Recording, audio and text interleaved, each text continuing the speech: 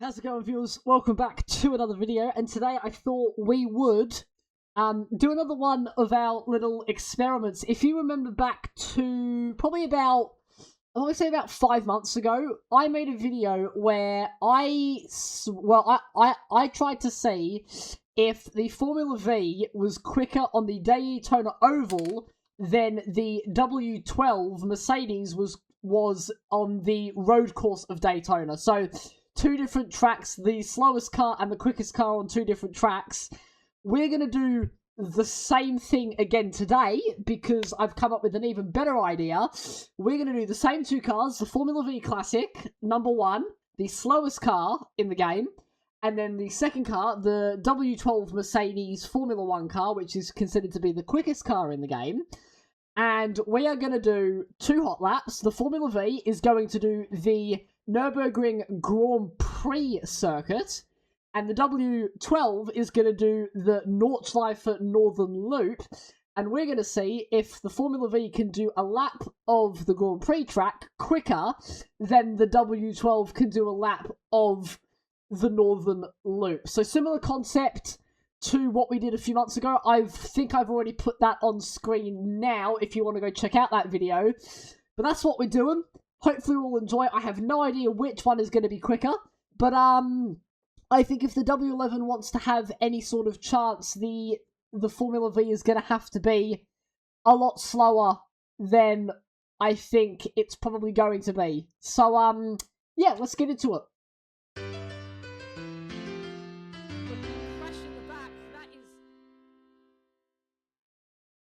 Okay, so here we are on the Nürburgring Grand Prix track. I thought we'd start with the Formula V so we can set a benchmark for the W12 later on. We're going to put it into first straight away.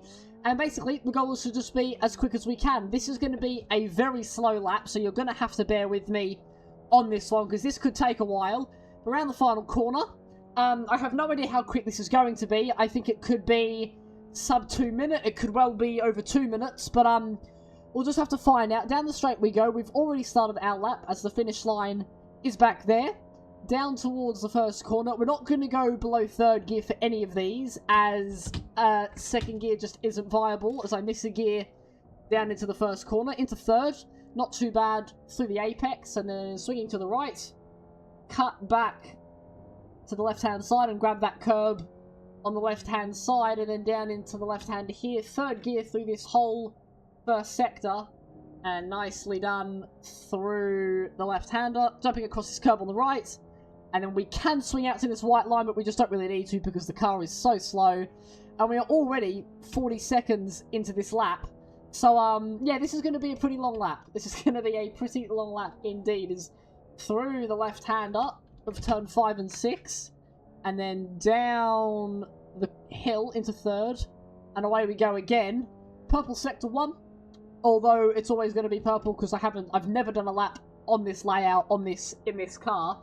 But in towards the arena, braking into third gear, round we go, get close to the apex on the inside, and then out we go using the curb on the left. And this is where the Formula V is going to be the slowest, as it doesn't do very well with hills. Use the curb on the right to get it turned in, although we didn't need to do that anyway. And then up to fourth through the Schumacher S, but this is where we are going to be the slowest as we go up the hill. And we're going to go to the right hand side, down into third gear, get it turned in through the left hand, and nicely done. Go out to the grass on the white line and then get it turned in early-ish, and now we're flat basically from here. And now obviously with the Grand Prix layout we're using the slow chicane, which is going to happen a lap time a little bit, as through the kink 150 kilometers an hour as we go through there, and then we're going to probably brake at about the 100 board, I reckon. Down into third gear, yeah, not too bad. Into the chicane, use the big curves, get it turned in. Third gear all the way through, swinging out to the curb on the exit. And then we don't really need to use this curb on the way in, but we will anyway, just to make it, just to gain maybe half a tenth of a second. And then out of the final corner, going past the DRS board there, on the left-hand side, up to fourth gear, and it is going to be a 2 minute 32.315. That is very slow, but I don't think the W12 is going to be able to go that fast on the Northern Loop or the Inderstrafen or whatever you want to call it. But we're going to jump over there now. In our W12, we've laid down the benchmark and we're going to see if we can beat it. Okay, so now here we are. This is, I think, the moment we've all been waiting for. W12 on the Nordschleifer. I've got a high downforce setup on. I've got soft tyres. I've taken some fuel out. We're now running 13.9 kilograms of fuel, so we should be a little bit lighter. And we're just going to see how we go. I've got the temperature down to 22 degrees for optimal pace. And we are going to go... Oh, if I can get no more wheel spin. We're going to go for a lap of the Nordschleifer. And we're going to see if we can beat the Formula V up towards turn 1. And these first few corners are going to be quite loose as I get the tyres warmed up. But straight down the hill, easily flat, 7th gear.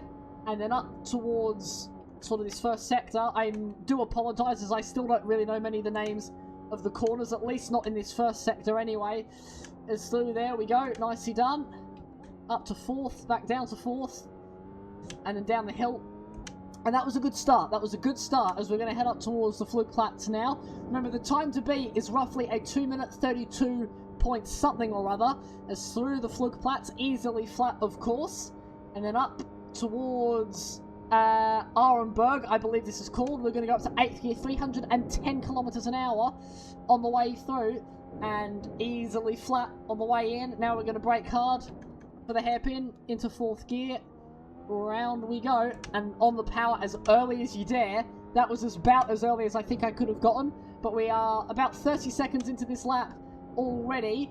As down towards the compression, through we go, down to 7th, 6th, 5th, and then just a flick on the way in, round the left-hander, and then the right-hander on the way out that way, and a nice exit there. That was pretty nice. And I think we're tracking okay, but I still don't think we're anywhere near the Formula V. Through 7th gear, easily flat.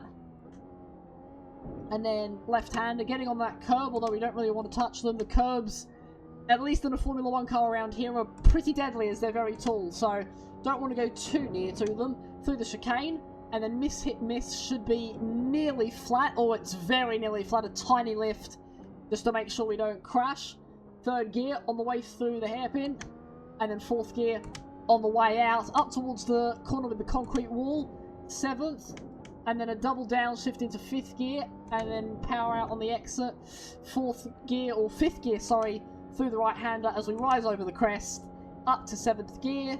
Now we're going to leave it there, grab that apex as we head around the back of the mountain, and then a pretty nice line through there. I still don't know how far or what sort of time we're currently at, but we've got about half a lap to do of the Nordschleifer, so, and I don't really think we're anywhere in sight on the Formula V time, but we'll see as we head up towards Bravery Corner. This is not brave in a Formula 1 car, just easily flat on the way through. You don't even really realise that it's there.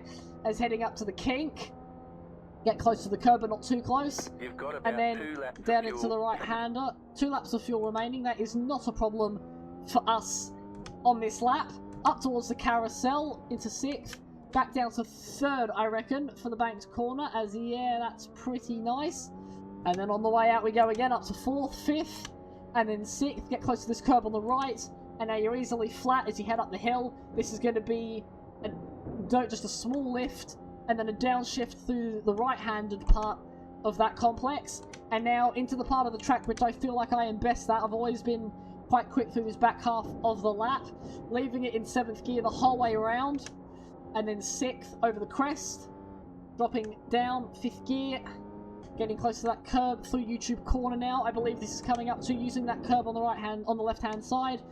5th gear on the exit to get the power. And then into the tight left-hander, down to 3rd, back up to 4th.